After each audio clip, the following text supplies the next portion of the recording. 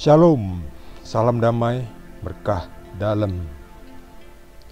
Kita lanjutkan dengan Injil Markus bab 13 dengan judul perikop Permulaan Penderitaan.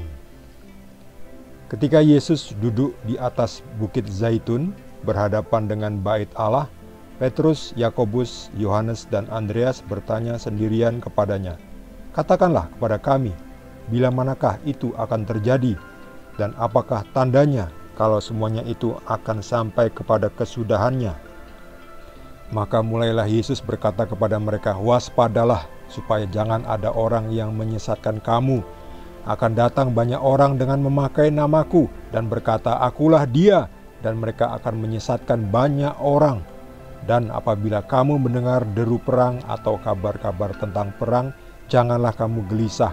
Semuanya itu harus terjadi, tetapi itu belum kesudahannya. Sebab bangsa akan bangkit melawan bangsa dan kerajaan melawan kerajaan. Akan terjadi gempa bumi di berbagai tempat dan akan ada kelaparan.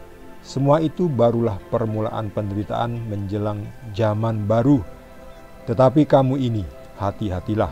Kamu akan diserahkan kepada majelis agama dan kamu akan dipukul di rumah ibadat dan kamu akan dihadapkan ke muka penguasa-penguasa dan raja-raja karena aku sebagai kesaksian bagi mereka. Tetapi Injil harus diberitakan dahulu kepada semua bangsa. Dan jika kamu digiring dan diserahkan, janganlah kamu khawatir akan apa yang harus kamu katakan. Tetapi katakanlah apa yang dikaruniakan kepadamu pada saat itu juga. Sebab bukan kamu yang berkata-kata, melainkan Roh Kudus. Seorang saudara akan menyerahkan saudaranya untuk dibunuh, demikian juga seorang ayah terhadap anaknya. Dan anak-anak akan memberontak terhadap orang tuanya dan akan membunuh mereka. Kamu akan dibenci semua orang oleh karena namaku, tetapi orang yang bertahan sampai pada kesudahannya, ia akan selamat." Demikianlah sabda Tuhan. Terpujilah Kristus.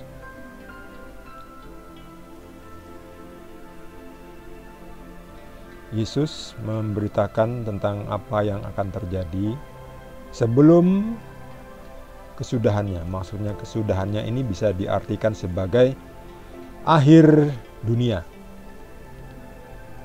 Petrus, Yakobus, dan Yohanes dan Andreas bertanya kepada Yesus ketika mereka duduk-duduk menghadap ke bait Tuhan. Ini bait Tuhan yang megah. Mereka memandang bait Tuhan malam-malam dan mereka berbincang-bincang. Keempat murid Yesus ini bertanya kepada Yesus, apa tanda-tandanya dan kapan akan terjadi? Pasti Yesus tidak akan memberitahu, "Oh, itu nanti akan terjadi pada tahun sekian, pada jam sekian, dan tanda-tandanya akan terjadi ini, itu." Enggak. Jadi Yesus tidak memberitakan kapan tanggalnya. Jadi sebab kalau diberitakan persis tanggalnya tentu akan membuat heboh. Dan orang enak saja nanti akan bertobat di saat terakhir, menunggu bertobat. Oh, misalnya dunia ini berakhir pada tahun ini, bulan ini. Nah, orang-orang yang curang itu kan akan menunda bertobat sampai pada tanggal tersebut. Kalau perlu 1 jam sebelum tanggal tersebut mereka masih berdosa, gak apa-apa, nanti kan 1 jam sebelumnya saya bertobat. Oh, gak bisa. Tuhan tidak bisa dipermainkan. Tuhan tidak bisa dicobai. Makanya Tuhan tidak memberitahu. Walaupun Yesus juga tahu sebetulnya, karena dia adalah Tuhan. Dia tahu kapan hari akhir itu, tapi tentu tidak mau memberitahukan kepada mereka. Enak aja. Kamu tiap hari harus bertobat. Jangan menunggu sampai akhir waktu, hari terakhir, jam terakhir. Sebab jika engkau menunggu sampai hari terakhir, jam terakhir, engkau pasti akan terlambat. Jadi nasihat bagi orang-orang yang belum mau bertobat, hati-hati. Karena hari Tuhan datang seperti pencuri. waspada, jangan ada yang menyesatkan engkau, karena akan banyak orang yang datang mengklaim sebagai nabi dan berkata, akulah dia, akulah yang diutus, akulah yang diutus oleh Tuhan. Padahal mereka menyesatkan mereka. Sayang sekali, banyak orang akan disesatkan oleh oknum-oknum yang mengklaim dia adalah utusan. Akulah dia. Jadi hati-hatilah. Lalu diceritakan akan terjadi perang, kelaparan, bencana, gempa bumi. Ya, itu sudah terjadi ya, tetapi dunia belum berakhir. Ya memang karena ini. Tetapi itu belum kesudahannya. Jadi walaupun semua itu sudah terjadi, tanda-tanda akhir zaman, tetapi itu juga belum kesudahannya. Sebab hanya Tuhan yang tahu kapan. Yang pasti kesudahan dari dunia ini adalah kematian kita masing-masing. Itu adalah kesudahannya. Jadi siapkanlah akhir dari dunia ini bagi diri kita sendiri. Artinya ketika kita mati, itulah kiamat bagi kita ya, hari akhir bagi kita. Tuhan datang bagi kita.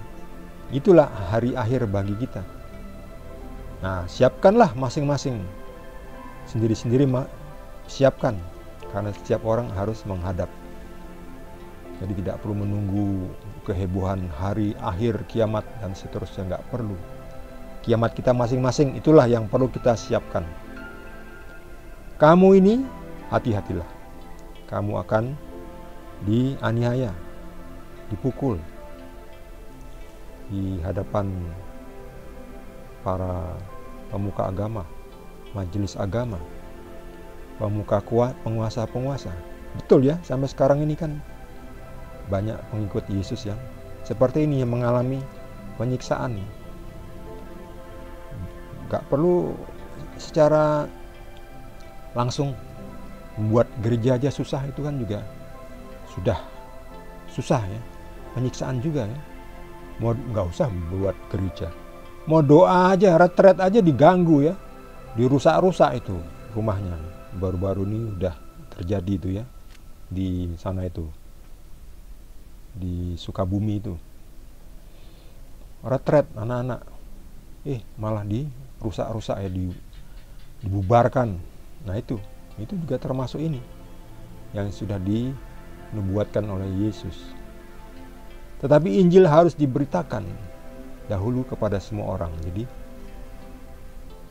kita memberitakan supaya semua orang mendengar, tahu tentang Injil, tentang Yesus, kenal Yesus. Gak masalah apakah mereka mau menerima atau nolak Yesus. Yang penting kita sudah, ini dia, memberitakan. Sudah memberitakan.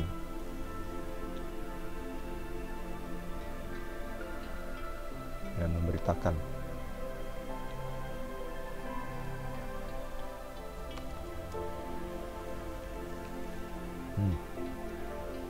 Kita wajib memberitakan. Tugas kita memang dengan cara yang beda-beda. Injil harus diberitakan dahulu kepada semua bangsa. Nah, setelah itulah baru nanti kalau semua orang sudah mendengar tentang Yesus, barulah nanti saatnya akan tiba ya. Yang menerima akan dikumpulkan, yang menolak akan dikumpulkan ke sana, ke kiri, ke kanan, dan seterusnya, dipisahkan domba dan kambing, dipisahkan. Apa yang terjadi? Ya silahkan menjadi sebuah surprise ya. Seorang saudara akan menyerahkan saudaranya. Ya betul ya. Sekarang ini kan yang meninggalkan kepercayaan yang lama dan lalu mengikut Yesus, hidup baru, dibenci oleh saudaranya ya. Bahkan ada yang dibunuh. Baik itu seorang ayah terhadap anaknya yang mengikut Yesus, yang meninggalkan kepercayaan lamanya, maupun anaknya yang menganiaya orang tuanya. kamu akan dibenci semua orang oleh karena namaku. Semua orang yang membenci Yesus tentunya. Tetapi orang yang bertahan sampai pada kesudahannya akan selamat. Ya, memang harus setia sampai akhir.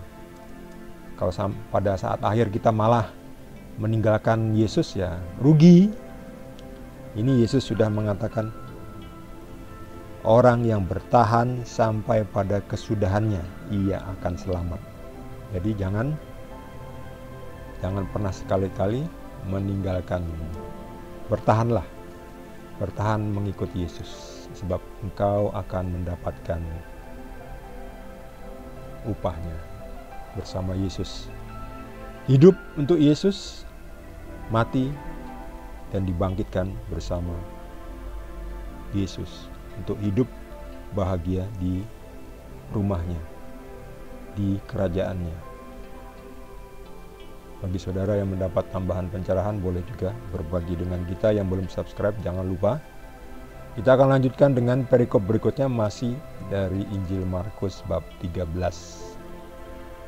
Terima kasih. Tuhan Yesus berkati kita semua.